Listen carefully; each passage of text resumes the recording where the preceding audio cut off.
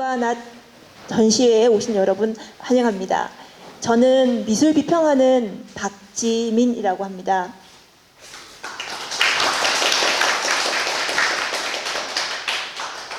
오늘 제게 두 가지 일이 맡겨졌는데요.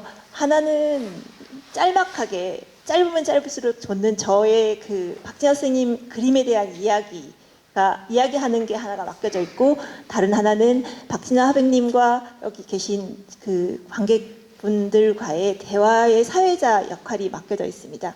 그래서 먼저 그 짧으면 짧을수록 좋은 제 이야기를 먼저 해보도록 하겠습니다. 저는 박진아 선생님을 알게 된 지 한 17년쯤 됐고, 그 17년 시간 동안 이번 서문을 합쳐서 6번의 글을 썼습니다. 근데 오래 알았다고 생각하고, 그 다음에 6번 글 썼으면 많이 알 거라고 생각하지만, 사실 그림을 볼 때마다 이해가 안 되는 부분도 여전히 많고, 해결이 안 되는데 이상하게 끌리는 것들도 많고, 그런 상태로 글을 계속 써왔어요. 근데 이번 2025년 글을 쓰면서 이 17년, 그러니까 17년 동안의 어떤 이 시간이 이 전시의 그림들을 다른 방식으로 보게 해주는구나라는 생각을 했었어요. 그러니까 그러니까 이 지금 전시는 2022년부터 2025년까지 그린 신작들인데, 이 신작들이 선생님의 85년부터의 그림들과 어떤 연관성을 가지고 있는 것처럼 느껴져서 제 서문을 그런 방식으로 한번 써봤습니다. 그런데 여기서는 제가 그 서문을 쓰면서 가졌던 두 가지 질문에 대해서, 그러니까 질문을 하고 그 질문에 대한 대답을 찾은 것에 대해서 말씀드리고자 합니다. 첫 번째 질문은 왜 밤과 낮인가? 여기는 밤과 낮이 왜 붙어 있는가? 밤과 낮이 무슨 의미인가? 뭐 이런 질문들을 할 수밖에 없었어요. 근데 두 번째 질문은 왜 밤과 낮이라는 이 전시에 저 옆방에 있는 나무애라는 그림을 보셨을 거라고 생각됩니다. 혹시 나무애라는 그림 어떤 이미지인지 기억하실까요? 나무애라는 이미지. 예, 소나무들입니다. 다른 그림들에도 나무들은 있지만 풍경 속의 나무처럼 보였어요. 근데 거기 이 나무는 나무 전체가 화면을 가득 채우고 있었어요. 근데 이게 왜 밤과 낮이라는 이 전시회에 있어야 하는지, 그게 되게 그 질문을 가지게 됐습니다. 제가 이 글 쓰기 위해서 박진아 화백님 보름도의 그 작업실에 방문했을 때, 뒤에 있는 이 밤과 낮 그림보다 박진아 화백님이 그 소나무 그림을 설명하시면서 환하게 웃으면서 처음으로 하신 말씀은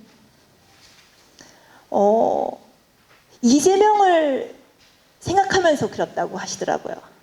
그게 2025년이었고, 그러니까 우리 모두가 같이 겪었던 그 시기에 그 정치적으로, 그리고 실제적으로, 그리고 사법적으로 죽을 수도 있었던 사람이 죽지 않고 살아서 생생하게 뭔가 일을 해나가는 그런 모습들을 보면서 저 나무의 푸르름을 고스란히 이렇게 표현하고 싶었고, 그게 저절로 막 그려져가지고 시간도 오래 걸리지 않는 그런 그림이 되었다면서 굉장히 좋아하셨거든요. 근데 그러니까 얘기를 들으면 제가 17년쯤 됐으니까, 그래, 그렇지, 저 나무가 이재명일 수 있지, 아니면 그림의 제목이 나무들이거나 나무가 아니고 나무애라는 제목을 가졌어요. 그게 그 이전의 선생님들의 작품들의 나무의 기대다. 나무의 기대서다. 그러니까 나무에 자기를 기대서 자기가 뭔가 이 상처받거나 그 힘든 어떤 상황들을 견뎌내는 그런 장면들을 많이 그리셨는데 그거와 연결되는 어떤 그 생각들을 할 수 있었어요. 그러니까 나무가 이재명일 수도 있지만 뭐 그런 사람들 그런 어떤 기대에 기대에 설 수 있는 존재. 근데 되게 푸르고 힘찬 나무들이었습니다. 근데 그게 왜 밤과 낮이라는 이 전시에 같이 있게 됐을까? 그러니까 그래서 이 전시는 지금 여기 이 그림들을 설명하는 이야기보다 선생님이 85년부터 그림을 그리셨는데 그때부터 이 2025년까지의 어떤 그 시간들을 연결시켜서 한번 봐야 되겠다는 생각을 더욱 하게 됐어요. 그래서 제가 나눠드린 이미지가 있습니다. 92년도 작품입니다. 그 자상이라는 제목인데요. 보통은 자화상이라 그러는데 선생님은 그냥 스스로 자자, 그냥 스스로의 어떤 모습이라고 하시면서 그 자상이라는 그림을 그리셨어요. 거기에 그 하나는 인물이 별로 보이지 않고 하나는 인물이 보이는데 그 뒤에 그 나무를 발견하실 수 있을 겁니다. 잘려진 나무죠. 밑둥부터 잘려져서 자랄 수 없는 상태의 그런 나무였습니다. 그러니까 92년도였고 그 80년의 기억과 85년도의 기억, 그 모든 그 시절의 기억들이 화가로서 그 화가가 그림을 그릴 때, 그러니까 그릴 수 있는 것들이 그런 그 좌절됨, 상처받음, 아니면 완전히 잘려나간 그런 어떤 모습들, 그런 분노들, 이런 것들을 표현할 수밖에 없는 상황이었습니다. 근데 그로부터 지금 40년 가까이 시간이 지났는데 그동안에 선생님은 이 나무를 키울 수 있는 방법, 스스로 클 수 있는 방법, 그러니까 자랄 수 있는 방법, 그 그림을 통해서 그런 것들을 할 수 있는 방법들을 계속해서 찾으면서 이 밤과 낮이라는 그림을 그리게 되지 않았나라는 생각을 하게 됐습니다. 근데 그 중간에 또 다른 얘기가 있죠. 그러니까 찾으려 하지만 여러 좌절들이 있었던 것 같아요. 그래서 눈앞이 보이지 않는 그러니까 모든 게 하얗게 보이는 그런 시기도 거치고, 아니면 그 이전에는 모든 게 부서져서 분열되는 그런 어떤 시기도 거쳤어요. 그 도록을 찾아보시면 그런 과정들이 낱낱이 보이고 있어요. 근데 그게 이게 내 스타일이야 하고 보일 수가 없었어요. 선생님은 방법을 찾고 싶으셨는데 그 방법은 그림의 스타일이 아니라, 그러니까 차라리 어둠으로 가자. 어둠으로 가서 그 어둠의 그 몸의 느낌들을 내 그림으로 그리리라 라는 선택을 하셨고, 그게 2000년의 어둠으로 가는 나무들이라는 그림이었어요.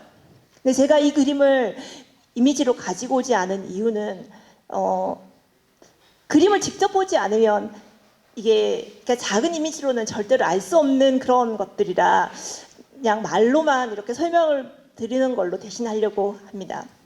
그러니까 어둠으로 가서, 그러니까 그 시절에 밤에 강화도 마니산을 그렇게 많이 오르셨대요. 밤에 그 도시가 아닌 그 시골의 밤은 어마어마하게 깜깜할 거라고 생각이 듭니다. 아무것도 보이지 않았을 것 같아요.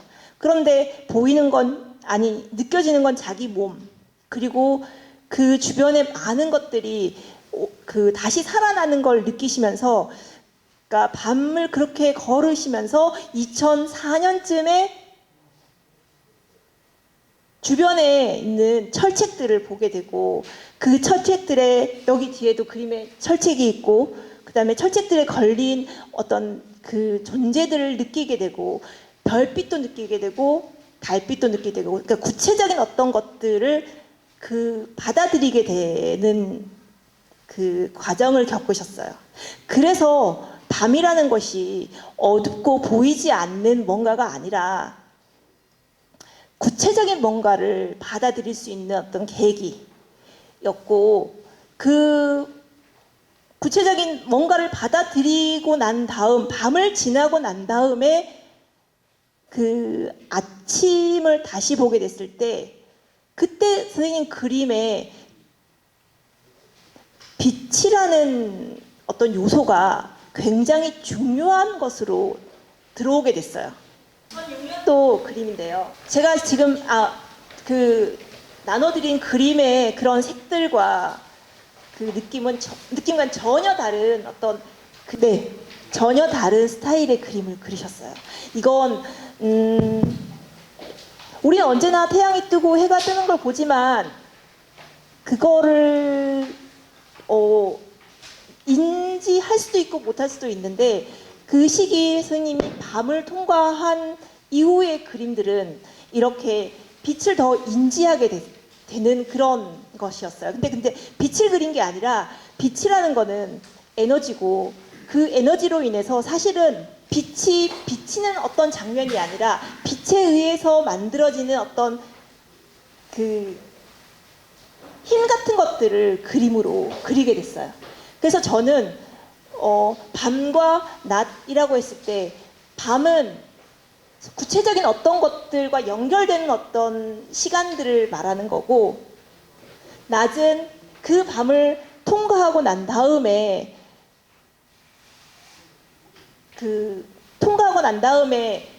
태양빛을 보고 빛을 보면서 그 빛으로 의지, 꿈, 희망 이런 것들을 더 그러니까 연결시킬 수 있는 어떤 계기가 된 것이라고 볼 수 있게 됐어요. 그래서 이 그림도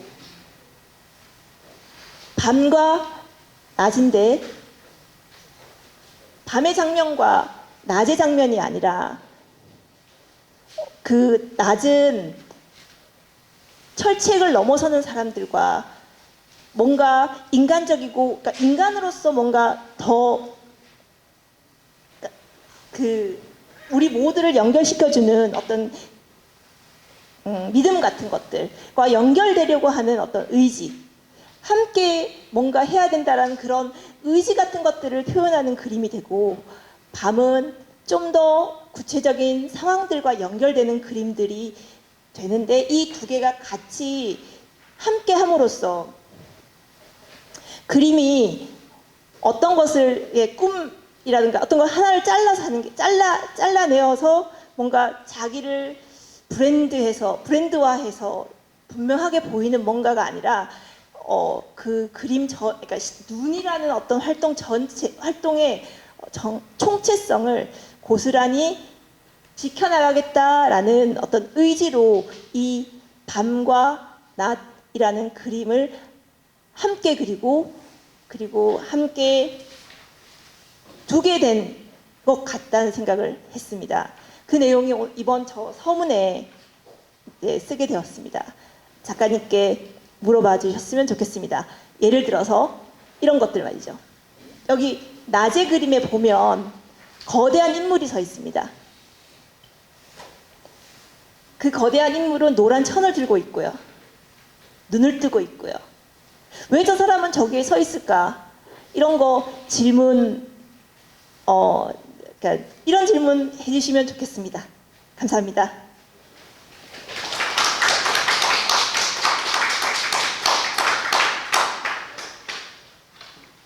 우선 자연스럽게 그 질문을 했다고 생각하고, 낮에 한 코너에 상당히 그 실물에 가까운 아주 우뚝한 한 남자를 아주 옆에다가 해서 정면으로 바라본 장면이 이 전체를 보는 게 이제 설정이 돼 있잖아요. 이 전체를. 그러면 제일 오른쪽에 있는 저 굉장히 그림을 그리면서 고민을 많이 한 게 저 위치입니다.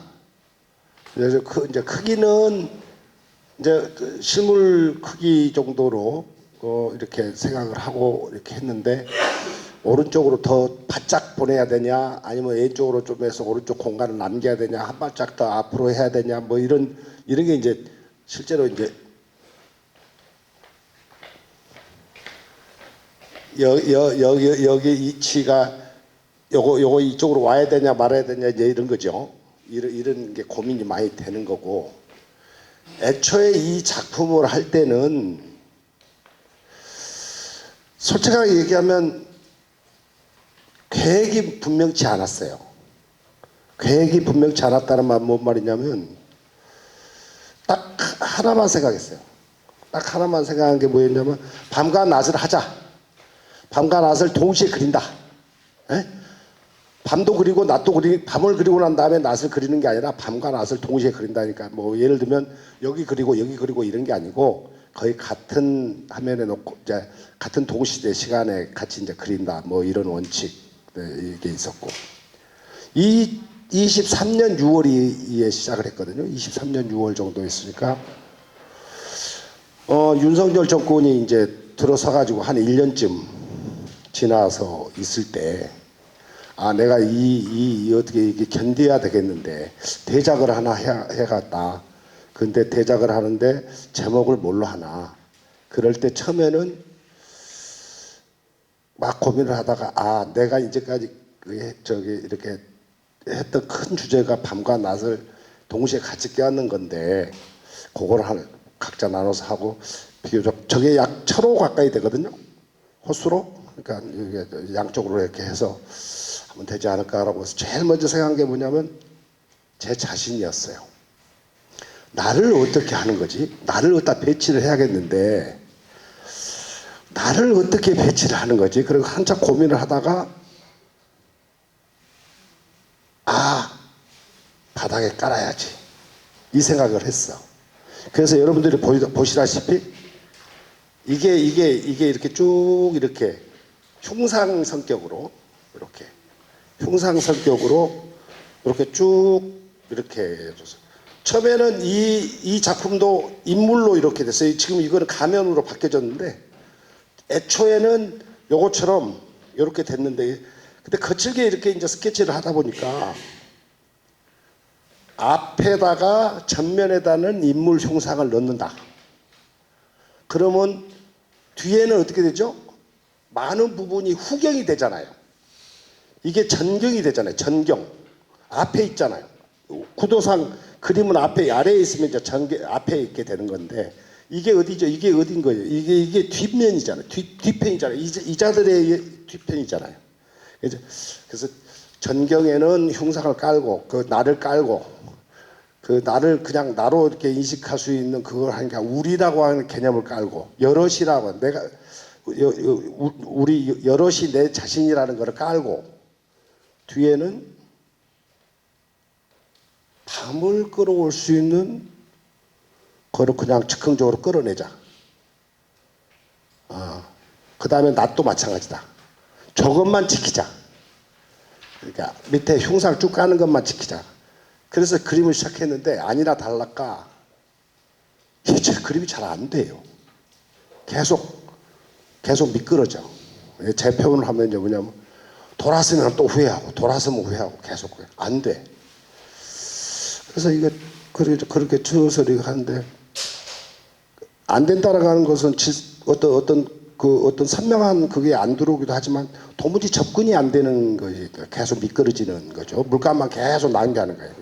이렇게 해도 안 되고 이렇게 해도 안 되고 뭐 이렇게 했던데 결국은 그렇게 해서 뒤에 있는 후경들이 여러 번 바뀝니다. 애초에 그 설정한 거하고 달라져요. 조금씩 달라져요. 하면서 이제 예를 들면 이렇게 했더니 안 되겠는데 이렇게 이제 계속 수정 작업이 거치게 되는 거죠. 수정 작업이 계속 수정 작업. 근데 큰 덩어리를 잡았어요. 그게 언제냐면 2014년 한 가을쯤에 도시를 밤에는 도시를 이렇게 끌어와야겠다라는 걸 하나 정리를 했고, 여기는 이게 내부잖아요. 실내. 요걸 이렇게 닫으면 이제 박스형으로 이렇게 내가 생각해서 여기는 실내라고 하는 느낌을 좀 줄 수 있는 걸 설정해 보자 뭐 이렇게 했거든요. 저거 두 개를 하는 게 2004년 한 9월쯤이었고, 그렇게 좀 하는데 계속 그렇게 또 진도를 못 나가고 있다가 12월 3일 날 계엄이 뚝 떨어지고 거기서 수도비 됐어요. 그래서 이제 아예 그러고서 그 다음에 붓을 들기 시작한 게 6월 3일 선거 날이에요. 사전 투표를 해서 내가 섬에 이제 가서 있었는데, 그때 제가 어떤 생각을 했냐면 중간에 낮에 사람들은 가면 탈을 쓰는 걸로 바꿔야겠는데, 낮하고 밤하고 인물이 같으면 안 되겠는데, 이런 생각을 좀 하면서 6월 3일 날 이거를 이 상태로 그대로 한 게 아니라 이거를 바꾼 거죠. 인물들을 다 탈 쓰는 걸로, 가면하는 걸로. 그랬더니 발진이 되기 시작하는 거예요.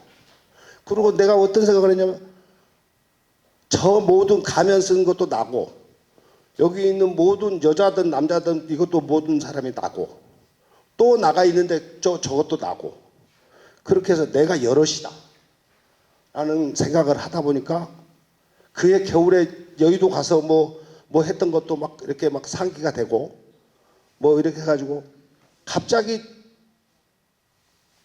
뭐라고 얘기할까요? 갑자기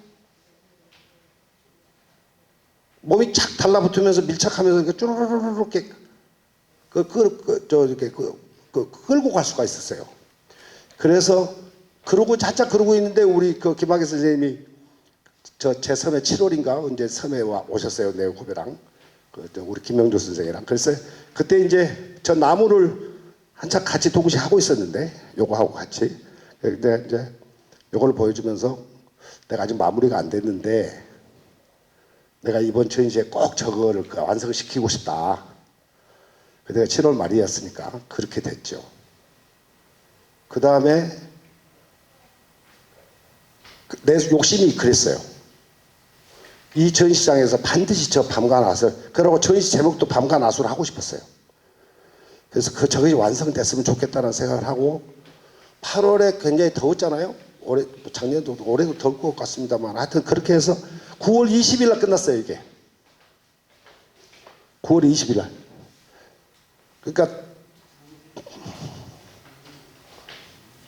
제가 이제 아까 전 인물을 얘기했는데, 제 그림의 동의는 항상 제 자신에 대한 문제죠. 제 자신, 내가 나를 보는 어떤 입장. 그게 가장 이제 밑바닥에 있는 것 같아요. 저는 왜 노란 수건을 들고 저기 서 있지? 라는 생각을 하게 됐거든요. 안 궁금하세요? 근데 선생님 계속 그거를 피하시는 것 같아요. 그거 얘기를 안 하세요. 사실은 이건 참 어려웠습니다. 이거에 대해서 지금 말씀하라는 거거든요. 이거.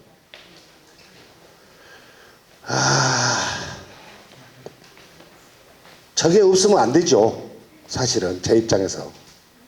근데 저게 이렇게 자꾸 이렇게 저걸 말하면 뭐 추상적인 어떤 얘기로 자꾸 흐를까 봐서 제가 조심스러워서 그런 건데, 어쨌든 뭐냐면 어떤 매개, 저쪽과 나와 어떤 그 사이에 그 어떤 거예요. 끈이라고 할 수도 있고 덩어리라고 할 수도 있고, 뭐 그렇게 좀 이해하면 되는 거고. 더 얘기해 주셔야 돼요. 아니 근데 이게 자꾸 박숭부당 하는 것처럼 얘기가 나올 것 같아서 그런데. 아니요, 선생님, 이 그림은 저는 꿈이고 의지고 낮 밝은 빛 속에서 어떤 그러니까 더 분명하게 보는 문제가 아니라 더 꿈을 자각하고 그 힘을 얻게 되는 그런 것을 표현하는 거라는 느낌이 들었거든요. 그랬을 때 저 천은 되게 중요한 그 선생님이 가지고 있는 요소라고 생각이 드는데 솔직하게 얘기해 주셔야 되는데 아니 그러니까 그림에 뭐 뜨거운 저기 단어긴 한데 그림을 이제 얘기해 주셔야 돼요. 그리게 만든 힘의 뭐 어떤 그런 것일 수도 있고 뭐 여러 가지가 있을 수 있는데 제가 저거를 그 쉽게 설명을 잘 못하는 것이 이제 또 한계인데 그게 이제 뭐냐면 내가 어렸을 때 이렇게 설명을 할 수밖에 없어요. 어렸을 때 제가 수문포에서 어떤 거를 그 매구라고 그럽니다. 이쪽에서는 농악 풍어제 농악을 이렇게 막 하는데 제가 어렸을 때 기억이 하나가 뭐가 있냐면 그 안에 그 깃발 그림을 크게 하나 들고 있는 사람이 있었는데 그걸 빙빙 돌면서 이렇게 막 뭘 하는데 제가 그 어떤 기억이 나냐면 그 들고 있는 그 깃발이 축 처져 있는 어떤 거 있잖아요. 덩어리로 이렇게 쭉 처져 있는데 제가 그때 그 소리가 안 들릴 정도로 그게 안타까웠던 게 뭐냐면 야 저것이 왜 바람이 안 불어 바람이 불어가지고 저 속에가 뭐 그려진 거를 내가 좀 봤으면 좋겠는데 바람이 안 부니까 축 처진 상태로 그게 그대로 있는 거예요. 근데 내가 어느 순간에 글이 들어가서 이렇게 그걸 계속 이렇게 속에 들어가서 이렇게 보고 있는 거예요, 제가. 그때 그 속에 어렸을 때. 근데 내가 그게 얼마나 심란하고 그랬는지 여러 번 꿈에 그 애달픔이 있었어요. 그러고서 여러 번. 아마 그래서 내가 그 기억이 굉장히 그림에 대한 내 첫 어떤 기억이 아닌가라는 정도로 그랬는데 그런 게 이제 뭐 소위 말하면 여기다가 이제 저기 짝대기만 달면 그런 형상이 되는 거 아니야? 이렇게 축 처진 어떤 그런 건데 동경 뭐 어떤 좀 말하기가 좀 쉽지 않는 게 그 에너지 어떤 에너지 나한테 나를 있게 해주는 어떤 에너지 막 같은 그런 정도로 좀 생각하고 고민을 많이 했는데 그럼 왜 노란색이냐면 사실은 그 빨강 파랑 노랑 중에서 여러분들이 아시다시피 빨강을 할 수도 없고 파랑을 할 수도 없고 노랑밖에 할 수가 없잖아요. 그거.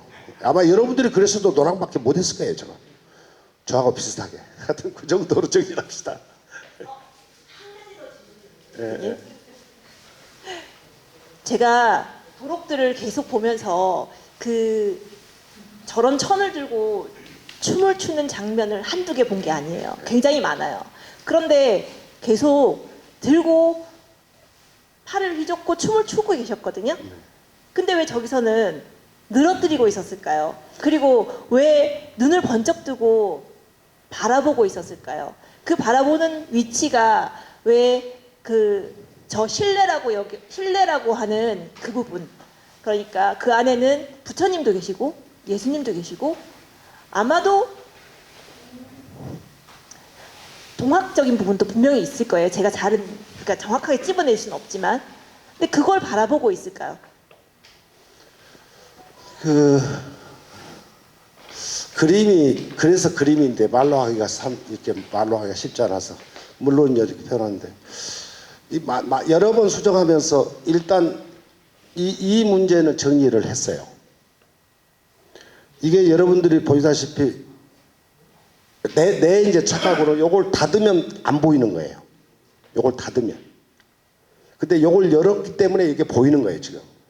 내 이제 상상으로는 요걸 이렇게 열었기 때문에 보이는 거고. 그다음에 그 보이는 것을 내가 보는 거잖아요. 내가 지금. 작중화자가. 근데 요거는 아까 제가 말씀드렸지만 나를 있게 하는 어떤 거라고 뭐 해도 무방하고요.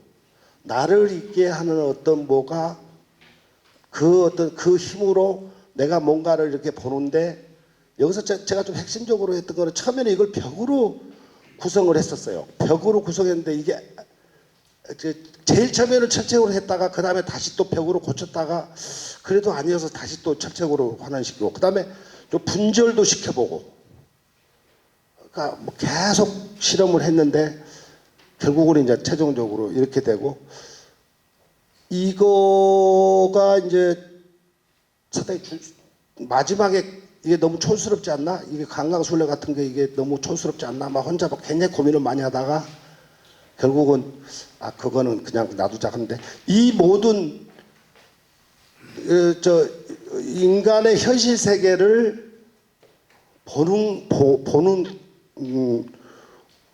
눈을 뜨고 보는 거죠.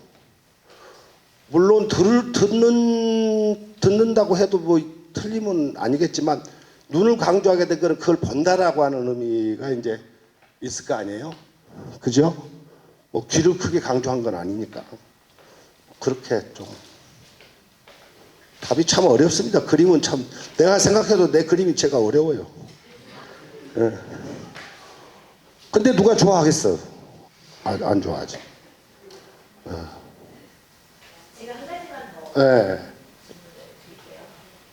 밤 그림에 예전에는 밤과 낮 그림에서는 어떤 그 이전 그림들과의 연결을 짓지는 않으셨거든요. 그러니까 근데 이 그림에 그러니까 이전의 그림들 저 밤하늘이라는 그림의 모티브 그림이 언제였죠? 2009년이었나요? 네, 2009년에 그린 밤하늘이라는 그 작품이 모티브가 다시 들어오고, 그 다음에 그 그러니까 손을 맞잡은 사람들, 그리고 저 달, 그리고 별, 그리고 그 철책에 나타난 도깨비 모습들, 이런 것들이 한꺼번에 여기에 같이 와야 된다라고 판단하신 이유는 어떤 게 있을까요? 동시에 해야 된다라는 생각을 하게 된 건 아까도 말했지만, 내가 양면성이 있다라는 거잖아요. 자기 자신한테 양면성이 있다라는 거잖아요. 내가 밤도 있고, 나에게는 밤도 있고 낮도 있다라고 하는, 밤의 세계도 있고 낮의 세계도 있다는 그 양면성이 나한테 다 있다라는 게 이제 굉장히 중요한 건데, 뭐 저기 그 양면성에 대해서 아마 뭐 이의를 걸 분은 없을 거예요. 또 자기 내면에 다 양면성이 있다라고 하는 것은 그건 뭐 그렇게 충분히 납득이 가실 건데, 그걸 이제 굳이 음양이 아니고, 내가 밤과 낮이라고 얘기를 한 거는, 음양이라고 보통 많이 동양 구전에서는 얘기를 하죠. 음양이라고 많이 하는데, 내가 굳이 그걸 밤과 낮이라고 얘기한 거는 좀 더 현실적이기 때문에 그렇습니다. 음양 그러면 너무 이념적이고 현실적이기 때문에 밤낮이라고 하는 건데, 사실 이 밤낮은 문제작이에요. 저도 하면서 이거 문제작이다 라는 생각을 했어요. 왜냐하면 내가 이렇게 줄줄이 쪼르륵 이렇게 어떤 키가 어떤 키를 들고 움직일 수 있는 대로 방향이 나가는 것 같은 예감도 들지도 않고, 뭐 물론 처음부터 그런 자세도 없었지만, 아까 제가 말씀드렸잖아요. 여럿이를 놓고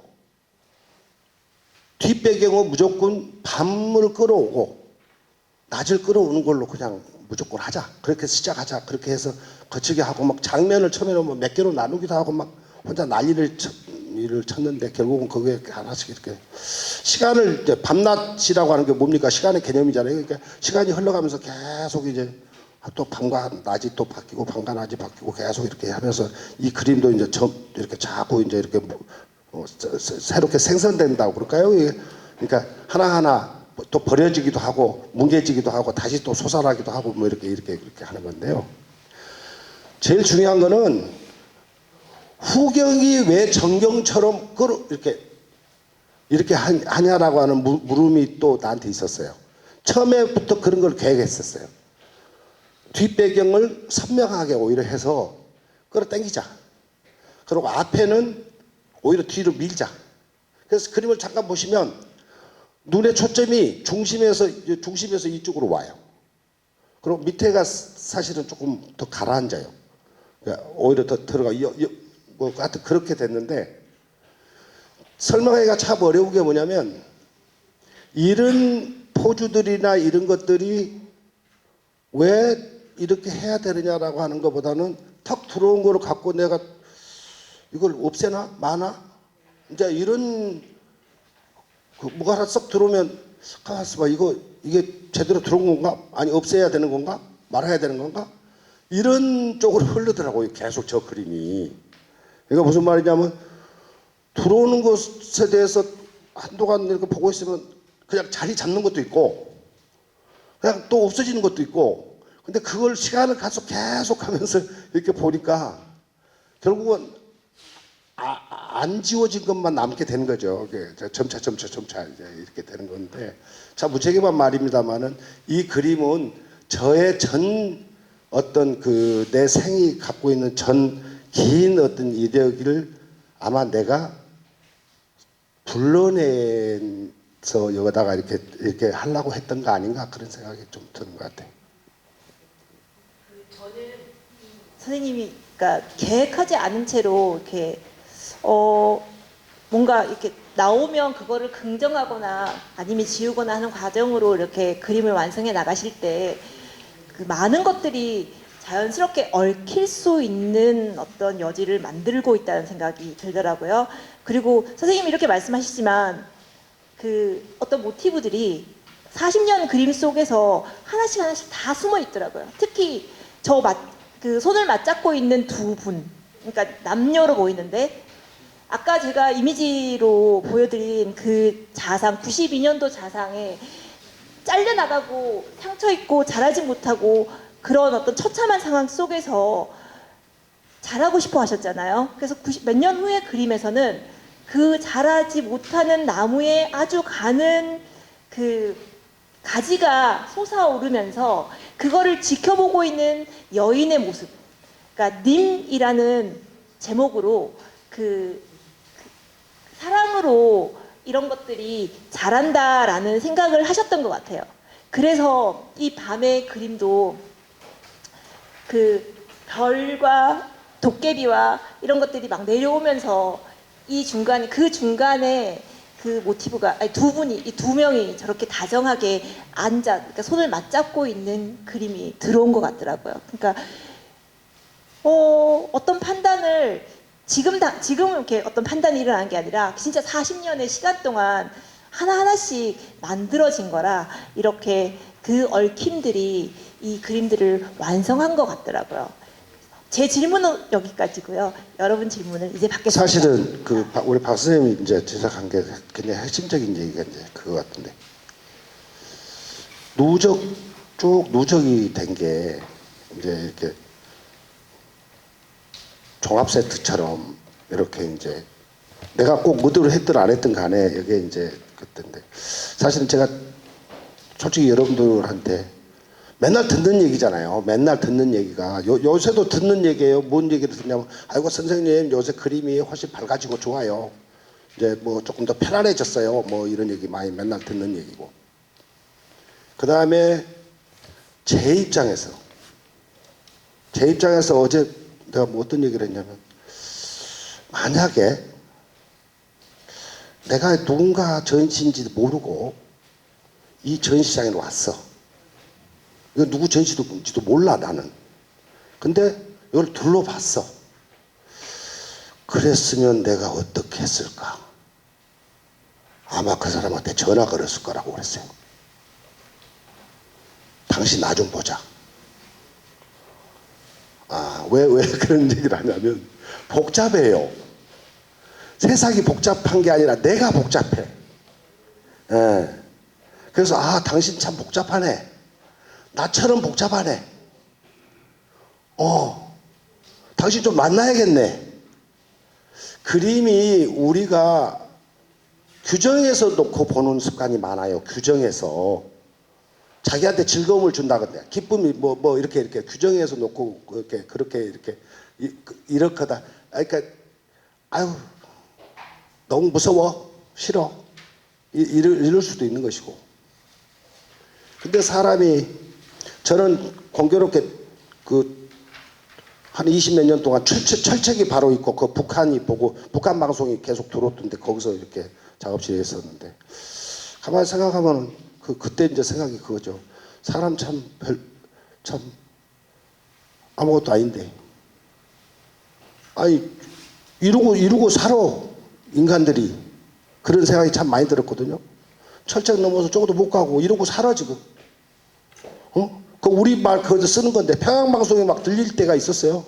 제가 사는 강화에서는. 근데 그러고 살아. 그러고 사는데 뭐가 그렇게 대단하다고. 뭐가 그렇게 대단해서 화가 있네 그러고 뭐 폼 잡고 내가 뭐 대단한 뭐나 되는 것처럼 그렇게 할 수가 있냐. 배 아픈 거죠. 사실은 그런 게 제가 켜커이 이렇게 있었어. 아까 어둠으로 가는 얘기 했잖아요. 어둠으로 가는 나무들. 생각을 해보세요. 뭐가 있다고? 인간이 뭔데? 도대체 어느 정도 되기에 이런 거를 하나 개선도 못하면서 이렇게 철책 하나도 정리를 못하고 이게 같은 말끼리 동복끼리 정리 하나도 못하면서 그 밤에 갈 수밖에 없지. 그럼 뭐 어떻게 해? 밤에 가야지. 가서 답답하니까 산에 올라가서 어떻게 해야 돼? 대답을 해주나요? 누가? 해주겠어요? 어떻게 해? 정말로 화간데 내가 화간데 도대체 이거를 어떻게 해야 돼? 어떻게 그런 생각을 하면서 견디는 것이죠. 저 그만 얘기하려고 그랬는데 이거는 한 번 더 얘기해 줘야 될 것 같은데요. 그 어둠으로 가는 그 선택에는 지금 말씀하신 거 말고 또 다른 이유가 있잖아요, 스님. 저는 이 밤과 낮 그리고 성장하려고 하는 마음 이걸 연결시켰는데 그 어둠으로 가는 그 선택이 그 현실이 이렇게 복잡한데 어쩌겠냐. 화가가 무엇을 할 수 있느냐 뭐 이런 질문이지만 또 다른 게 있었다는 걸 알고 있거든요. 그걸 말씀해 주셨어요. 사실은 노자 문자 쓰는 얘기가 아니고 숭룡타기 정지서청이란 말이 있어요. 숭룡타기 정지서청. 제가 굉장히 좋아하는 단어인데 그게 뭐냐면 누가 능히 자기를 더럽혀서 누가 자기 스스로를 더럽혀서 천천히 그거를 가라앉혀 가지고 그 혼탁함을 천천히 가라앉혀서 서서히 맑게 만들 것인가. 그때 핵심이 누가 자기를 깨끗함을 닦아서 자기가 깨끗해져서 세상을 맑게 만드는 게 아니고 거꾸로 누가 자기를 탁하게 혼탁하게 만들어서 세상을 걸러내서 서서히 맑게 할 것인가. 거기서 이제 핵심이 그거 아니에요. 스스로 자기가 깨끗해지고 세상이 깨끗해지는 게 아니고 거꾸로 자기를 혼탁하게 만들어서 이제 그 개념인데요. 어둠으로 가는 문제는 내 스스로 절망하고 이러면서 이제 거기서 새로운 어떤 희망 같은 거를 보는 거죠. 그러니까 가는 거죠. 절망으로 끝나면 산에 그렇게 갈 이유가 없죠, 밤에. 그 절망 속에서 그 어둠을 내 스스로 받아들여서 무분별하고 분별이 없고 소위 말하면 그런 것들이 자연스럽게 나한테 있어서 제가 그뿐만 아니고 많아요. 세월호 이후에 나이든 어른들 초상 우리 마 선생이 준 자료를 가지고 보면 나이든 어른 초상을 한 70점을 연속해서 계속 했는데 내가 왜 나이든 어른 초상을 하면서 힘을 얻었냐면 할아버지 할머니들 늙은 주름진 얼굴들을 이렇게 쳐다보고 이렇게 가만히 쳐다보고 있고 그걸 그림을 한두 점이 아니라 한 70점을 그리니까 내가 별 볼 일 없는 사람이 계속 되면서 너무너무 나한테 용기를 주더라고. 거꾸로 훌륭한 화가로서의 확인이 아니라 거꾸로 너는 아무것도 아니다고 하는 그 말 속에서 그 익명의 노인들을 정말 우리 마 선생이 자항의 시골 노인들 찍은 걸 갖고 나한테 사진을 줘가지고 그걸 열심히 하는데 거꾸로 내가 훌륭한 화가 이걸 잘 그려서 내가 이렇게 위로를 받는 게 아니고 거꾸로 내가 이분들보다 뭐가 더 있냐.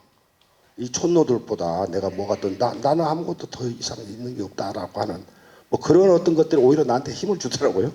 그런 경험도 하고 그랬는데 그 인물을 여기다 이번에 좀 배치하려고 했는데 그 연필로 한 거 하여튼 그걸 못했습니다. 근데 결론적으로 얘기하면 저 밤과 낮이 갖고 있는 거는 여러분들하고 이렇게 반문하고 있어요. 여러분들한테 내가 다시 질문을 던져볼게요. 거꾸로. 여러분들한테 몸에 저런 이중성이나 양면성이 없을까요? 있을까요? 없을까요? 네, 있을 거예요. 근데 그게 다른 사람이 그렇게 해놓으면 불편해해요. 우리 인간은 그렇습니다. 보고 싶지 않아야 해요. 그리고 뭘 더 보고 싶냐면 이런 거 안 보고 싶어 해요. 진짜예요. 더 이쁜 얼굴, 애기 얼굴 이런 거 보고 싶어 해요. 나는 그거 전부 가식이라고 보거든요. 왜? 자기를 칸막이를 치고 뭔가를 보려고 하는. 제가 그 어렸을 때 그 굉장히 독특한 쓸데없는 생각을 한 게 뭐냐면 좋은 생각이라는 잡지가 있었어요. 지금도 있는가 모르겠는데 내가 그래서 대한민국 이 좋은 생각 때문에 망했다. 내가 그런 얘기를 한 적이 있어요. 왜 그러냐면 나쁜 생각이라고 가서 찾을 줄 알아야지 사람들이 말이야. 나쁜 생각이라는 잡지가 너무 잘 팔려야지. 이 웃긴 놈들이 좋은 생각만 갖고 나쁜 생각이란 잡지는 안 나온다고 내가 막 그때 화를 내지. 화가는 여러분들이 다 아시다시피 저 아닌 다른 사람들이 멋있는 거를 다 많이 그려. 진짜로 나는 그걸 그래서 그분들한테 잘 하시라고 그러고 나는 내가 할 수 있는 일은 이렇게 복잡한 이런 세계의 것 같아요. 참 나도 안타까워요 그런 면에서는. 근데 다시 한번 우리가 여러분들하고 만남의 자리에서 제일 소중한 건 뭐냐면 제가 화가로서 여러분들을 만나나요? 인간으로서 만나나요? 어떻게 되는 건가요? 여러분들은 지금 제가 제가 그랬으니까 화가로서 만난다고 그러겠죠, 그죠? 근데 사실은 그림은 사람의 일이라고 하는 생각이 저는 굉장히 커요. 그림은 결국 사람의 일이에요. 저는 그 지점에 대해서 여러분들의 의견을 한번 듣고 싶고 또 다른 또 질문도 받고 싶고 그래요. 박진환 선생님 그림을 거의 그 평생 봐온 사람 중에 한 사람인데 예전에 그 사과 그림이 시작되고 밤벚꽃 시리즈가 시작될 때 그때 제가 느낀 거는 그림이 되게 바뀌었다. 이런 것들이 거의 그 전환점이었던 것 같아요. 근데 이번 신작들을 보면서 또 바뀌었네 하는 생각이 되게 많이 들었었거든요. 근데 이제 저도 작업을 하는 사람으로서 그 작가가 화가가 작품을 하는 것은 어떤 그 작가의 배설이라고 굳게 믿고 하는 사람인데 이 변한 작업을 하고 계시는 그 작가 본인은 그 변화를 되게 느끼고 있는지가 되게 궁금하고요. 그 다음에 느끼고 있다면 그게 맞나? 이게 내가 이 작업을 하고 있는 이 바뀌는 이 작업이 내가 제대로 하고 있나? 라는 생각도 해보셨는지 생각이 되게 궁금하고요. 그 다음에 예전에 비하면 철책이 사라졌고 그 다음에 없던 사람이 눈이 그려지고 뭐 칼라도 그렇고 어떤 그림에 나오는 형태라든가 이런 것들도 되게 많은 변화점이 되게 많이 느껴지는 거거든요. 관람자 입장에서도 그렇고. 그래서 요는 뭐냐면 당신이 변하고 있는 작가가 작품이 변하고 있는 그거를 본인도 어떤 감정으로 느끼는지 그게 되게 궁금하거든요.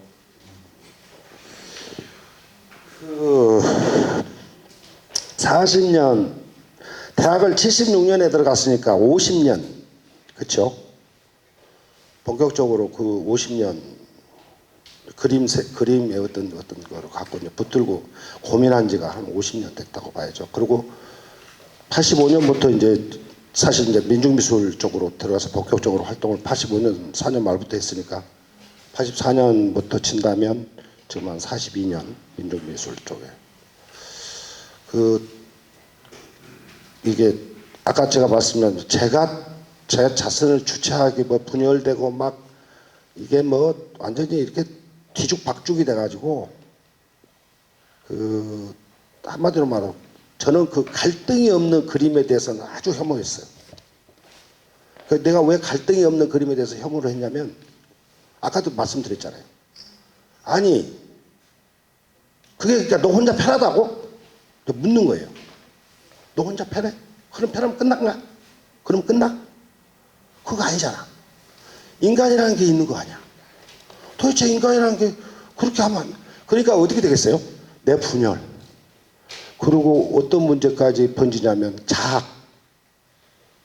그 다음에 자기 자신을 몸뚱아리를 종이 꾸기듯이 꾸겨버리고 싶은 아주 그 망나니 같은 어떤 그런 아주 퇴행적 어떤 그런 것까지 다 있고 정신 차려 보려고 또 이제 정신 차리는데 그래서 좀 마음 좀 하면 또 뭐 어떤 또 외풍도 있고 뭐 내적으로 그렇게 해서 85년, 80년을 그렇게 견디면서 쭉 오면서 90년에 오면서 굉장히 이제 모색도 많이 하고 이렇게 하고 2000년에 오면서 아까 이제 그 어둠으로 가는 것도 이제 쭉 이렇게 오고 뭐 거의 뭐 절반은 귀신 악기들과 싸우고 그렇게 온 셈이죠. 바뀌어 가고 있어요. 바뀌고 있어요. 내가 그럼 어떻게 바뀌고 있냐? 나이가 들어서 그런지 65세 이상 되니까 지하철도 못 자고 막 이러잖아요. 그죠? 그렇게 쭉 오는데 힘도 떨어져. 그래서 꼭 그런 게 아니고 옛날 사람들은 도대체 뭔 생각을 했을까? 라는 게 요새 집중적으로 들어오는 생각이에요. 도대체 옛날 사람들은 뭔 생각을 했을까? 그래서 나는 원래 단옹 김홍도를 좋아해. 왜냐하면 한 방에 쫙 기가 막히잖아요. 근데 최근에 가만히 보니까 단옹 김홍도보다는 겸재 정선이 좋아지더라고. 참 묘하게. 그리고 내가 우리 박지민 선생님 내 작업실에 와서 산을 계속 실패하고 있었는데 내가 산이 안 된다고 그랬더니 나무는 되는데 산이 안 된다고 그랬더니 박지민 선생님이 나한테 뭐라고 하냐면 선생님 나무는 그만하고 우리가 현실 속에서 그냥 인간이 다스릴 수 있는 세계지만 산은 우주고 자연이잖아요. 그러니까 선생님 그 말 안 되지 뭐 그러더라고요. 그래서 내가 그건 뭐 말이 맞네 이제 그런 얘기를 했는데 한번 생각해 보세요. 바뀌는 요인이 옛날 사람들은 뭘 생각했지? 가 요새 초점이 슬슬 그런 게 오는 그게 하나가 왔어요. 그래서 그림이 잘 안 되니까 옛날 사람들은 그러면 이걸 어떻게 풀었을까? 좀 그런 생각도 좀 하면서 쭉 그렇게 보면서 올 가을을 중부지방에 살아보신 분들은 대충 감이 오는데 뭐냐면 비가 그렇게 계속 왔어요. 그래서 아주 가을에 아주 고약했어. 근데 이 그림이 그린 다음에 후속타로 요거 선물을 하나 받은 거거든요. 요거 4점. 요거 좀 다르죠? 요거하고 사뭇 다르잖아요. 요거 4점 받은 거예요. 그러니까 요것도 이제 한 변화일 텐데. 겸재정선 도록을 계속 보게 됐어요. 그래서 어느 순간에 계속 그림이 산이 미끄러지니까 계속 보고 있다가 어느 순간에 겸재를 왜 나이가 들을수록 이렇게 붓이 안 가라앉고 이렇게 됐지? 그런 것도 궁금하고 그렇죠 이렇게 보면 내가 어느 순간에 뭐야 이거? 어떤 거 하나 봤어요. 그게 뭔지 아세요? 겸재 그림을 본 게 아니라 겸재라고 하는 그 겸자가 겸손할 겸자라는 거. 그 겸재가 겸손할 겸자예요. 와, 지금 뭐 하는 거야, 이게? 이 사람이 그러니까 예술이 문제가 아니고 인간의 문제였네, 이거. 이거 봐, 이거. 그러니까 이 사람 그림이 예술의 방점이 있는 게 아니고 사람의 방점이 있었네. 이 사람이 겸손하라니, 겸손이라니, 자기 이름을 겸손겸자를 쓰다니. 이 도대체 이거 뭐야 이거? 정말 충격이었어요. 이해가 가십니까? 좀 이해가 안 되나요? 저는 그게 좀 충격이었어요. 내가 이제까지 계속 고민했던 게 뭐냐면, 정말 내가 계속해서 자꾸 북을 볼 걸, 지하 3층까지도 북을 볼 걸 했던 게 뭐냐면, 그림은 사람의 일이라고 하는 문제예요. 사람이 먼저라고 하는 거예요. 예술이 사람을 소외시키고 있다는 어떤 아주 어떤 자각이고 반성이에요. 아, 이게 예술이라고 하는 명목으로 갖고, 예술이라고 하는 슬로건 갖고, 예술이라는 간판으로, 예술이라는 걸 앞세워서 그 권위로 사람을 소외시키고 있구나. 이게. 그래서 예술이라고 하는 그 안으로 못 가고 이 윽박지르고 있구나. 예술이라는 칼을 들고 휘두르고 있구나. 이 화가들이. 이게. 도대체 이게 웃기는 거네, 이게. 나는 그럴 수 없어. 그게 내 이제까지 그거예요. 나는 그럴 수 없어. 나는 그거 찬성 안 해. 그렇게 쭉 오니까 뭐죠? 당연히 동학으로 가죠. 동학이 뭐예요? 사람의 하늘이잖아요. 당연히 그리 가죠. 안 그러겠어요? 그런 생각을 갖고. 그 다음에 당연히 유명해지고 안 유명해지는 거는 이제 지금 아무리 내가 여기서 떠들어도 여러분들이 막 그 유튜브에 박진학 굉장히 훌륭해. 그래도 어디 경매 사이트에서 내 그림이 뭐 이렇게 BTS가 안 오는 이상, BTS 멤버가 안 오는 이상 이거 뭐 누가 거론도 안 해줄걸요 아마. 내 생각에. 이제 아시겠죠? 겸재가 스승이었네? 겸재가 그랬네? 이거 뭐야? 충격이죠? 충격일 거 아니에요? 아, 겸재로부터 하겠어요? 안 하겠어요? 저 서정으로부터도 있고 폭포로부터도 있고 겸재로부터 이제 해야죠. 당연히 옛날 사람들이 이랬네. 이거는 어마어마한 것이네. 그 변화죠. 그래서 여러분들한테 극성맞은 귀신들이 이제 내 자신한테 다른 모습으로 오기 시작하지 않을까. 그 귀신들이 없어진 건 아닐 거예요. 다른 모습으로. 제 생각엔 좀 그래요. 이번 전시는 그 신호탄일 거예요. 아마 여러분들이 한번 나중에 이제 제 그림을 보고, 아니 그렇다고 예를 들면 산수화 그리고 그럴 위인은 아니에요. 제가 그렇다고 뭐 산수화 그리고 뭐 꽃 그리고 꽃만 그리고 앉아서 야 이제 나 옛날 거는 절연했어 그러고 그럴 수는 없는 거고, 하여튼 그런 지적을 해준 거에 대해서 예리하다고 생각하고 제 답변은 그 정도 되는 거 아닌가 싶습니다. 제 개인적으로는 방과 낮 얘기에 더불려 저쪽 호명 12점을 얘기를 한번 드리고 싶은 게 제 개인적인 얘기예요. 뭐 궁금하지 않으세요? 제가 왜 저렇게 12개를 저렇게 호명 12개를 이렇게 시간을 갖고 내가 불러내냐. 이거 상당히 이거는 제가 한번 여러분들한테 들리고 싶은 거예요. 방과 낮하고 연결되어 있는 거기 때문에. 제가 그 이름을 부르다라고 하는 말은 언제 내가 그 딱 머릿속에 넣냐면 18년에 내가 여름에 좀 굉장히 힘든 뭐가 있어서 그랬는지 그림을 그리고 있는데 보름도 작업실에 바로 들어가면 서재고 들어가야 창고고 이제 더 들어가야 작업실인데 제가 여름 내내 서재만 왔다 갔다 하더라고요. 그 안에를 안 가고. 근데 저는 주로 여름에 그림을 그리기 때문에 그거는 굉장히 특이한 현상이에요. 그러니까 서재를 오히려 안 가고 안에 작업실을 가서 붓을 들고 있는 공간에 있어야 되는데 내가 내내 그 한 20일 이상을 내가 그 안을 안 들어가고 그 바로 그냥 서재만 있다가 책 있는 데만 있다가 나오고. 그래서 가만히 생각해보니까 내가 좀 혼자 멋쩍어서 나는 왜 낮에 들어와서 저기를 안 가지? 혼자 이렇게 가만히 생각해보니까 그림이 이렇게 싫었나 봐. 뭔가 이렇게 그림 그거 생각도 하기도 싫고 그랬나 봐. 그때 노노라는 책을 보고 있었을 텐데 뭐 꼭 노노 때문에 그런 건 아니에요. 근데 그때 번뜩 드는 생각이 뭐였냐면, 야, 화가가 이름을 불러서라도 억지로 만들어내서라도 그림이 안 오면 가서 너 이리 와 그러고 불러서라도 끌어올 생각을 해야지. 안 온다고 그냥 가만히 안 가고 그러고 있으면 너가 화가냐, 이제 이런 생각이 들더라고, 자책이. 그래서 이름을 불러? 가만 있어봐. 이름을 부른다? 그 생각이 팍 나서, 이름을 부른다는 단어가 어떤 거지?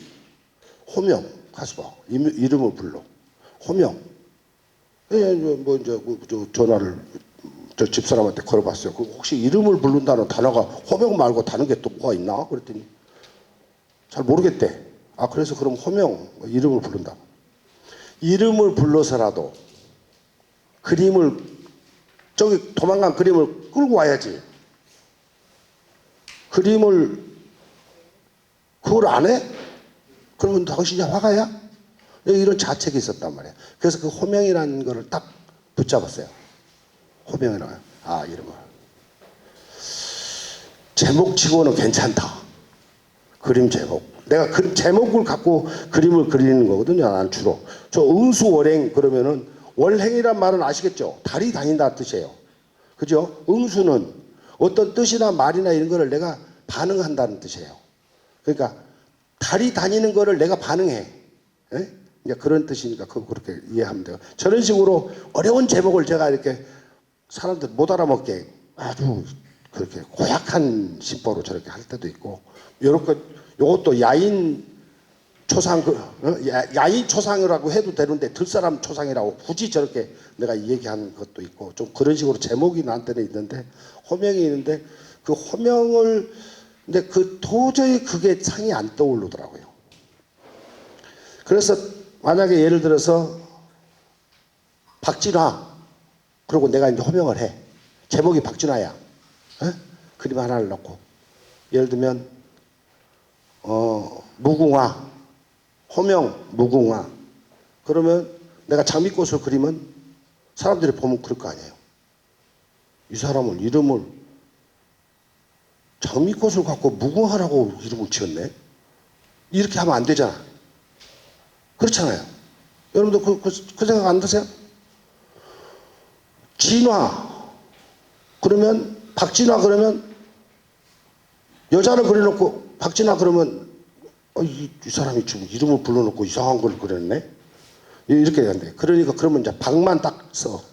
그러면 모르잖아. 보는 사람도. 안 들키잖아. 이제 내가 그래서 막 혼자 이렇게 해놓고서 그러고 있다. 근데 계속 안 잡혀요. 그러다가 어느 날 옛날에 하루를 그리겠다라는 생각을 갖고 내가 메모를 했던 기억이 나서 그 옛날 편지 거를 보니까 하루를 자축이며 이렇게 쭉 해서 그걸 하겠다고 계획을 세웠던, 말로 스케치를 해놨던 편지글이 있더라고요. 옛날에. 그게 2005년이더라고. 그래서 그걸 꺼내보니까, 아, 하루를? 그래서 자축인묘가 나온 거예요. 자축인묘. 진사오미 진술. 그래서 아까 그 그림이 이제 상당히 중요한 의미였는데, 김상봉 선생님이 저 그림을 저한테 언급을 하면서, 지난번에 김상봉 선생님이 강연을 해주셨는데, 이 두 점하고 그걸 언급하면서 이런 말씀을 합시다. 아, 박 선생이 자기 전생을 다 소환해서 정리를 하셨군요. 그래서 그냥 축하드립니다. 그리고 뭐 이렇게 얘기를 하길래, 변화, 아까 맞물려서, 아까 우리 후배가 얘기한 변화 맞물려서 제가 이제 꺼낼 카드는 거의 다 꺼낸 것 같습니다. 제가 이제 내 인생에서 꺼낼 카드는 뭐냐면, 나는 나만이 아니다고 하는 거죠. 내 그림은 내가 그린 것만이 아니더라고. 해보니까 뭐가 있냐면, 중간에 그림이 와. 오면 훨씬 잘 돼. 저렇게 이제 그림이 오는 거죠. 한 방에 딱, 훅 해서 뭐 하루 이틀 끝나버리는 문제. 이런 게 좀 덤이죠. 덤. 요 선물이라고 나는 생각합니다. 이 밤가나지 준 선물이라고 나는 생각하는데, 그런 변화가 있을 것이고, 저는 제 나름대로 인생을 이번 강진 전시에서 정리한 셈이 아닌가 이렇게 생각을 하고 있어요. 그러니까 그 정리하는 의미의 작품을 크게 보자면 호명 시리즈와 밤과 낮과 이런 문제들이 아닌가. 앞으로 행보는 아까 후배가 지적하듯이 조금 다른 각도가 될지 어쩔지 어떻게 될지 저는 잘 모르겠지만 아마 큰 덩어리에서 그런 재정리, 재활약한 40몇 년을 집약적으로 정리한 전시가 되지 않았나 싶어서 강진 이번 아트홀 전시의 의미는 굉장히 소중하지 않나. 또 그런 결과에 준해서 대단히 고맙고 이제 감사하다는 말씀을 드릴 수밖에 없다. 이번 이 기회가 하여튼 그렇게 생각을 하고 있습니다. 예, 저는 작가 선생님이 서서 말씀하셔도 서서 질문하고 싶습니다. 저는 작가 선생님이 활동하시는 보론도에 사는 주민입니다. 제가 우리 박하백님 작업하시는데 계속 많이 가서 그림들이 이렇게 바뀌는 과정, 진행되는 과정들을 굉장히 많이 지켜보는 사람입니다. 제가 여러 사람 앞에서 얘기하는 건 좀 쑥스럽고 수줍음이 많아서 좀 떨립니다. 좀 이해해 주시고요. 그래서 더 많은 앞에 밤과 이런 그림들이 어떤 과정을 겪으면서 이렇게 바뀌고 지워지고 다시 되고 이런 과정들을 보면서 나는 이 그림들이 지금 완성된 것이란 느낌이 안 들어요. 그래서 또 다시 다음 그림은 이 그림의 연속이 어떻게 진행될까? 거기에 이제 기대가 되고 관심이 있습니다. 그리고 박하백님의 저 꽃아래 그림이나 사과를 봤을 때도 조금 많은 변화와 다름이 있잖아요. 그래서 꽃 봤을 때도 꽃철책이네 이런 느낌을 받았어요. 그래서 사과를 봤을 때도 저는 그렇게 생각했고요. 박진어의 사과네 이런 생각. 근데 그래도 저 꽃과 사과를 통해서 그전에는 철책이라든지 이런 걸로 이야기를 했는데 꽃이나 사과로 얘기할 수 있는 어떤 계획이라든지 그런 근본 생각 그런 것들이 있으신 건지 어떤 것인지 궁금합니다. 왼손 오른손 얘기를 합니다. 제가 왼손 오른손. 사람은 왼손도 있고 오른손도 있는데 오른손이 쓰레기통에 가면 왼손은 꽃을 쥐고 있을 수도 있고 뭐 이런 생각을 합니다. 그렇게 정리를 해주시면 될 것 같습니다. 저 그림은 꽃 아래는 화가 나서 그린 거예요. 화가 나서 진짜로 너무너무 화가 나가지고 그래서 제목을 꽃 아래로 꽃을 위에다 쫙 피고 화가 나서 시커멓게 그렸는데 진짜 그림이 좋았어요. 제일 처음에는 힘이 빡 있고 근데 강력하고 근데 가만히 생각해보니까 화를 내서는 안 될 것 같더라고. 그래서 내가 도대체 나는 왜 이렇게 화를 내는 거냐 맨날 나이가 들어가면서. 그래서 사실은 저거를 다시 돼서 밝은 걸로 완전히 정반대로. 왜 아시겠죠? 이쪽 손이 한 거에 대해서 이쪽 손이 이놈아 그거는 잘못한 거야. 오른손으로 다시 해. 그래가지고 한 것이 된 거고요. 사과에 대해서 박진아 사과에 대해서는 한마디 제가 꼭 한번 할 필요가 있어요. 이건 왜 이게 중요한 사과가 왜 중요하냐면 사과 그러면 세잔의 사과를 다 얘기해요. 다 알아요. 이 미술 쪽에 있는 사람들은 세잔 사과, 세잔 니꼬르 사과. 근데 제가 세잔주의자일 정도로 추종자일 정도로 젊었을 때 세잔을 그림 모작을 많이 했어요. 한 1년 반 정도 세잔 공부를 많이 했어요. 그래서 제 그림을 보면 세잔 냄새가 많이 나요. 그리고 저는 그거에 대해서 부끄럽게 생각도 안 하고 솔직히 그런데 언제 내 혼자 이런 생각을 한 적이 있어요. 세잔 사과만 사과냐? 박진아 사과는 없냐? 나도 그린다. 사과를. 그래가지고 간간히 사과를 그리기 시작한 게 오래 전이에요. 오래 전부터 그랬어요. 한 20년도 더 넘을 거예요. 근데 이제 그 또 필연성이 또 하나 있는 게 뭐냐면, 여러분들 들이보시면 좀 웃겠지만, 친구들이 도 있는 친구들이 화세를 뭐 부리는 건 아니지만 저한테 가끔 이런 얘기를 해요. 야, 박하배, 당신 그림 하나 내가 이번에 해줄게. 에? 그래가지고 이제 대충 그러면 이제 저 입장에서 굉장히 고맙잖아요. 대충 이제 그래서 이제 언제 작업실 갈게. 그러면 오케이. 전시장에 온다는 친구는 절대 안 와요. 내가 이제까지 쭉 전시를 해보니까 당신 그림 하나 사줄 테니까 이번 전시 꼭 불러. 그럼 꼭 부르면 안 와. 절대 그건 제가 이제 별로 못 줘요. 근데 가끔 이제 그런 얘기를 한 친구가 있는데, 근데 사과가 이력을 떨치는 경우가 어떤 거였냐면, 제 그림을 이렇게 쭉 보여줘. 근데 300만 원이 넘으면요, 반드시 부인을 모시고 와. 우리 한국 사람들의 특성이에요, 그게. 내가 보니까. 친구가 이거 좀 돈을 좀 이렇게 좀 딱 쓰려고 딱 폼을 딱 잡으면 반드시 누가 오냐면 사모님이 딱 와요. 그래갖고 내 그림을 쭉 펼쳐. 그럼 가만히 있어요. 전부 귀신 나와서 안 돼. 근데 사과 그림을 딱 한두 개를 이렇게 싹 그닥 같이 이렇게 넣잖아요. 그러면 금방 표정이 달라져요. 박하배님, 나는 이 사과가 좋은데. 그럼 그러려고 한 건데 뭐. 나도 알고. 뻔히. 그렇게 해서 제가 사과 수요가 좀 있었어요. 사과 양파. 사과 양파. 왜냐면 그게 없잖아요. 귀신성이 없잖아요. 귀신성.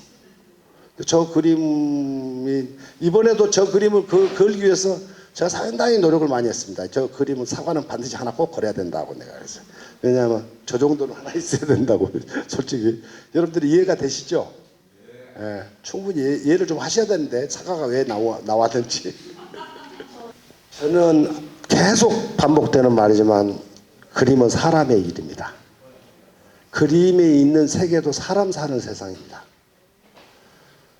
사람이 산다라고 하는 것은 그렇게 간단치가 않아요. 근데 또 복잡하지도 않아. 자기를 낮추면 돼. 기본이. 그런 건데, 그럼에도 불구하고 뭐가 꼭 필요하냐면, 그림을 열심히 그리려고 하는 게 뭐가 있어야 되죠? 의지가 있어야 되잖아요. 뜻도 필요하지만 내가 하려고 하는 의지가 있어야 되잖아요. 제 사과는 살려는 의지가 있는 사과입니다. 살려는 의지가 있어요. 사과가 되려고 몸부림쳐. 그런 사과를 저는 좋아해.